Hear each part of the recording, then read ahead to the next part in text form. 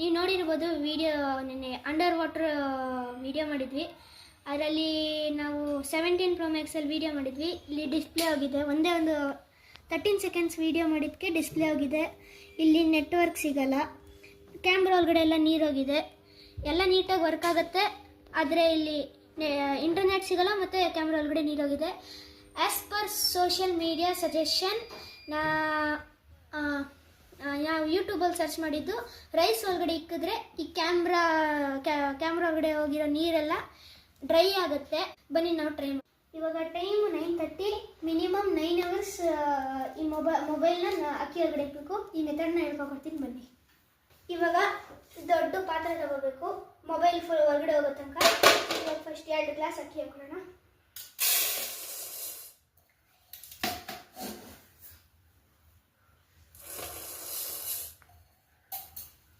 ಇವಾಗ